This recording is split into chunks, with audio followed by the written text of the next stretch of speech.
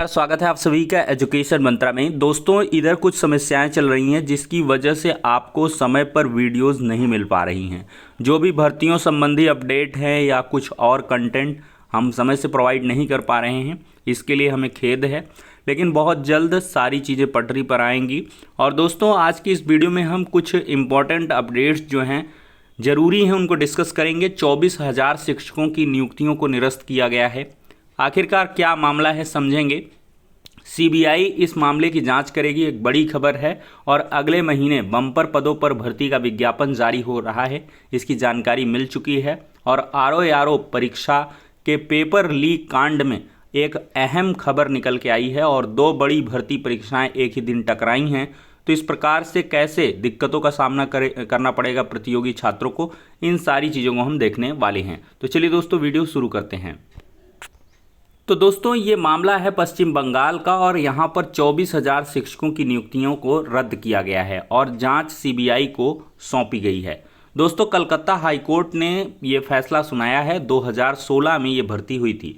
तो कलकत्ता हाईकोर्ट ने पश्चिम बंगाल के सरकारी वित्त पोषित स्कूलों में भर्ती के लिए आयोजित 2016 की राज्य स्तरीय शिक्षक चयन परीक्षा के जरिए चुने गए 24,000 से ज़्यादा शिक्षकों के पूरे पैनल को रद्द कर दिया है। अनियमितता के आरोप साबित होने पर सोमवार को हाईकोर्ट ने यह फैसला सुनाया है। जस्टिस देवांशु बसाक और जस्टिस सब्बार रशीदी की खंडपीठ ने पश्चिम बंगाल स्कूल सर्विस कमीशन को नियुक्ति की प्रक्रिया लोकसभा चुनाव के नतीजे घोषित होने के 15 दिन में शुरू करने का आदेश दिया है। साथ ही सीबीआई को जांच कर 3 महीने में रिपोर्ट देने के लिए कहा है।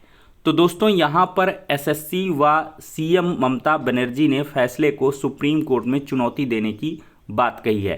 कोर्ट ने निर्देश दिया है कि जिन लोगों की नियुक्ति पैनल की अवधि खत्म होने के बाद हुई है और जिन्होंने खाली ओएमआर सीट जमा की है पर नियुक्ति हासिल कर लिया है, उन सभी को पूरा वेतन 12% सालाना ब्याज के साथ 4 सप्ताह में लौटाना होगा। 2016 की परीक्षा के दरमियान 23 लाख अभ्यर्थी शामिल हुए थे और इसमें से कुछ ने चयन पैनल तैयार करने में अनियमितता का आरोप लगाकर इसे हाईकोर्ट में चुनौती दी थी। याचिकाकर्ताओं में से एक के वकील फिरदौस शमीम ने कहा है कि इस परीक्षा के जरिए 24,640 पदों की रिक्त के मुकाबले 25,753 नियुक्ति पत्र जारी हुए थे और कई अभ्यर्थियों को पैनल की अवधि समाप्त होने के बाद अतिरिक्त पद सृजित कर नियुक्त किया गया, जबकि कई ऐसे अभ्यर्थी भी नियुक्त हुए हैं जिन्होंने खाली ओएमआर सीट जमा की थी।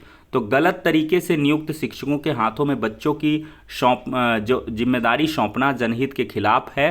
और यहाँ पर दोस्तों एक बड़ा मामला ये कहा जा सकता है। अब देखते हैं, हाईकोर्ट का आदेश अवैध बताया है, सुप्रीम कोर्ट जाएंगे ममता बनर्जी। सीएम हैं, फैसले पर सीएम ने जजों पर बिफर पड़ी। उन्होंने कहा यह आदेश अवैध है, हम ऊपर की कोर्ट में जाएंगे, हम आपका सम्मान करते हैं, आपने पूरी ज़िंदगी सेवा की है, पर अंत में आपसे पैसे मांगे जाएं तो आप क्या भुगतान कर सकते हैं। 26,000 बच्चों की नौकरी जाने का अर्थ है 1.5 लाख परिवारों का प्रभावित होने।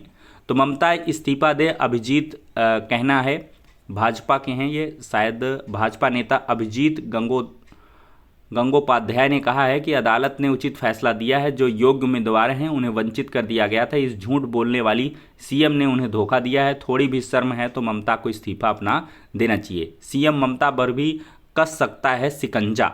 तो फर्जीवाड़ा करने वाले और सरकार में निर्णय लेने वाले के बीच गहरा संपर्क होने संबंधी पीठ की टिप्पणी से राज्य की मुख्यमंत्री ममता बनर्जी भी भविष्य में जांच के दायरे में आ सकती हैं, क्योंकि मंत्रिमंडल का कोई भी फैसला बिना सीएम की सहमति के लागू नहीं किया जाता है। तो एक बहुत बड़ा मामला ये हो सकता है पश्चिम बंगाल से जुड़ा हुआ। शिक्षक नियुक्तियों का भले ही मामला है, लेकिन इसके तार काफ़ी आगे तक बढ़े और जुड़े हुए नज़र आ सकते हैं। खैर, मामला सुप्रीम कोर्ट जा सकता है, जाएगा ही, और बाकी देखते हैं, जो जैसी अपडेट होंगी आप सभी को प्रोवाइड करेंगे। दोस्तों, देखा जाए तो अगले महीने आएगी मल्टीटास्किंग स्टाफ के पदों पर भर्ती। और दोस्तों, ये एमटीएस और हवलदार की भर्ती काफ़ी बड़े पैमाने पर आती है और इसके 2024 का विज्ञापन 7 मई को आ सकता है। और दोस्तों, एसएससी के कैलेंडर में इसे शामिल किया गया है। इस बार पदों की संख्या 2000 से अधिक हो सकती है। एमटीएस के तहत केंद्र सरकार के विभागों में चपरासी, दफ्तरी आदि के पदों पर भर्ती होती है वहीं हवलदार के पदों पर central board of indirect tax and custom और सेंट्रल ब्यूरो ऑफ नारकोटिक्स में नियुक्ति दी जाती है। पिछले वर्ष यह भर्ती 1786 पदों के लिए आयोजित की गई थी। दोस्तों एसएससी ने वह भर्ती 6 महीने में पूरी कर दी थी। उसका अंतिम परिणाम 19 दिसंबर को आया था। तो उम्मीद है इस भर्ती प्रक्रिया को ही 1 साल के भीतर यानी कि 2024 में ही 6 महीने के अंदर ही इसको पूरा किया जा सकता है। तो इसके लिए आप लोग तैयारी कर सकते हैं और पदों की संख्या बढ़कर आएगी, लगभग 2000 के करीब बताई जा रही है। दोस्तों देखा जाए तो सिविल सेवा प्री और यूजीसी नेट की परीक्षाएं एक ही दिन हैं, मुश्किल में अभ्यर्थी हैं।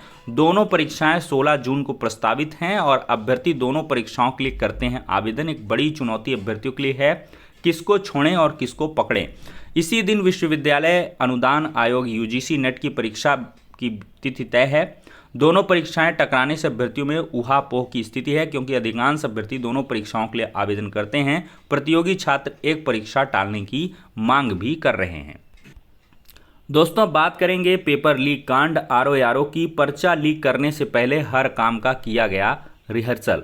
लखनऊ और प्रयागराज में वीवीआईपी मूवमेंट की तरह हर मिनट का काम हुआ तय।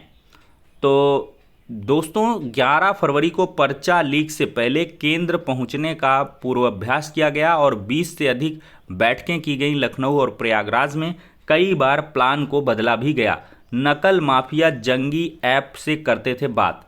तो पर्चा लीक करने के आरोपी doctor Sharad Singh Patel, engineer Rajiv Ryan मिश्र, रवि खत्री ने आपस में नेटवर्किंग का ऐसा जाल बनाया था कि पुलिस भी उसे ट्रैप नहीं कर सकी। तीनों मास्टरमाइंड सिपाही और आरओ परीक्षा का पर्चा लीक कराने तक कभी भी मोबाइल या व्हाट्सएप पर संपर्क नहीं किए। साथिरों ने पुलिस से बचने के लिए एक विशेष मोबाइल ऐप जंगी का प्रयोग किया। इसी ऐप से तीनों बातचीत करते थे।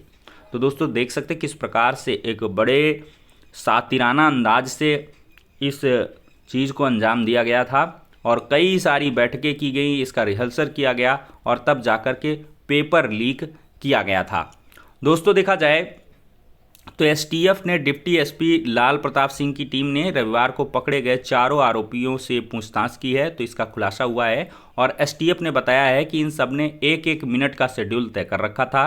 राजीव नयन और डॉक्टर शरद ने यह भी चेताया था कि पर्चा लीक करने वाले दिन कोई एक दूसरे से नॉर्मल कॉल नहीं करेगा। सबके पास आईफोन था और उन्हें फेस टाइम पर ही बात करने को कहा गया था। इसके पीछे तर्क दिया गया था कि यह कॉल ट्रेस नहीं होती है। मास्टरमाइंड एक दूसरे से जंगी ऐप के जरिए बात करते थे। 11 फरवरी को पर्चा लीक करने से पहले केंद्र तक पहुंचने का पूर्वाभ्यास भी किया गया।